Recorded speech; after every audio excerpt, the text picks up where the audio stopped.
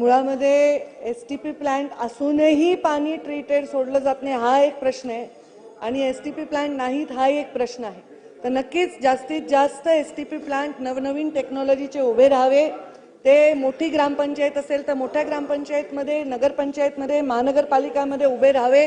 त्यासाठी आम्ही नेहमी सकारात्मक भूमिका घेऊ. आणि हे ड्रेनेज लाईनचा वगैरे जो विषय आहे तो संपूर्णतः लोकल बॉडीजचा विषय आहे आणि त्याच्याचमुळे मी सांगितलं मगाशी विस्तृत उत्तर दिलं की आपल्याला एक टास्क फोर्स तयार करायची गरज आहे जेणेकरून ते आन्सरेबल राहतील.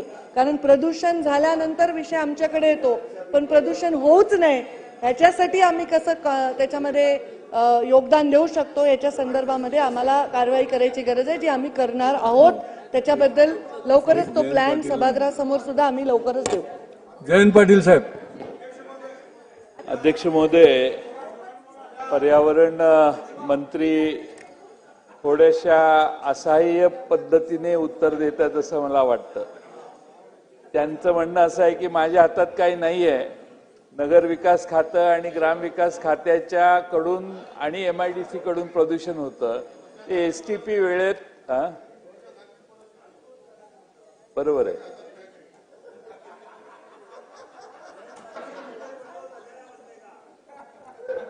तुमचं म्हणणं एकदम बरोबर आहे. त्यांना माझ्या पंक्तीत आणून बसवल्याबद्दल धन्यवाद.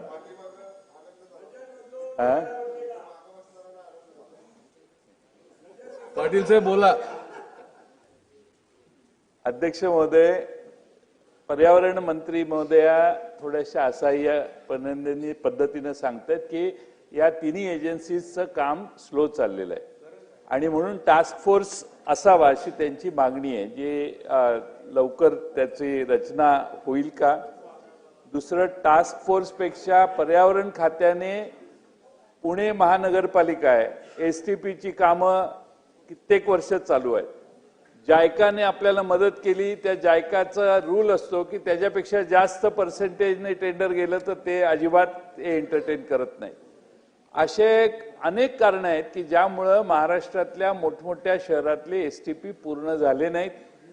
त्यामध्ये दुसरा प्रश्न असा आहे की आपण 6-6, 7-7 वर्षे STP करतोय पण टेक्नॉलॉजी आता ह्या जुन्या झाल्या.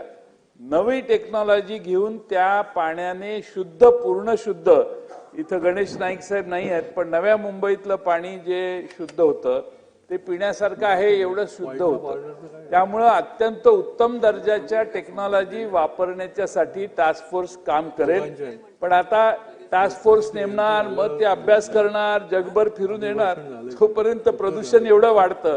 आणि म्हणून माझा प्रश्न स्पेसिफिक आहे की उदाहरणार्थ सांगली शहरामध्ये शेरी नाल्याचा प्रश्न 27 वर्ष प्रलंबित आहे. त्यामध्ये STP करायचं नियोजित झालेलं आहे.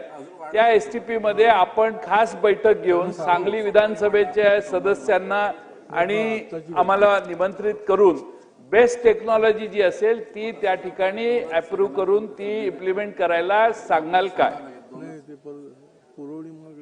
सदस्यांनी सांगितल्याप्रमाणे मी असहाय्यता नाही मांडत आहे, मी उपाय मांडत आहे. कारण आता क्लायमेट चेंज आणि पर्यावरण हा विषय आता ग्लोबल विषय आहे. पूर्ण जगाचं लक्ष याच्याकडे आहे आणि त्यामध्ये विविध वेगवेगळ्या विभागांना मिळून टास्क फोर्स तयार करायला फारसा वेळ लागणार नाही. पण तुम्ही जे सांगितलं ते अत्यंत महत्वाचं आहे की जुनी टेक्नॉलॉजी बऱ्याच ठिकाणी वापरली असते आणि ते STP तयार होईपर्यंत होणारं प्रदूषणाचं काय, तर नक्कीच तोही एक प्रश्न आहे. आणि म्हणून जे अस्तित्वात आहेत STP ते सुद्धा जरी नीट चालले तरी आपण बऱ्याच अंशी प्रदूषणावर विजय मिळवू शकतो, कमी प्रदूषण होऊ शकतं. म्हणून या टास्क फोर्सचा जास्त उपयोग होणार आहे आणि त्याचबरोबर एक आन्सरेबल राहतील हे सगळे STPs ह्याचा प्रयत्न त्याच्या माध्यमातून होणार आहे. नवीन टेक्नॉलॉजीसाठीच मी आता सांगितलं की आम्ही एक खूप चांगली बैठक IIT पवई येथे घेतली. नवीन टेक्नॉलॉजीला वेलकम करायचा आमचा मानस आहे. नवनवीन टेक्नॉलॉजी याव्या आणि STP पण फार भला मोठा भव्य करण्यापेक्षा ते सुद्धा जर वेगवेगळ्या ठिकाणी ग्रॅव्हिटीचा अंदाज घेऊन छोटे छोटे STPs केले तर नद्यांचं प्रदूषण जास्त आपल्याला कंट्रोलमध्ये आणता येईल. आपल्या सांगलीची बैठक आम्ही वेगळी घेऊन टेक्नॉलॉजी बद्दल काय आपल्याला त्याच्यामध्ये सहकार्य करता येईल त्याच्यासाठी सहकार्य करू. लवकरच ती बैठक घेऊ.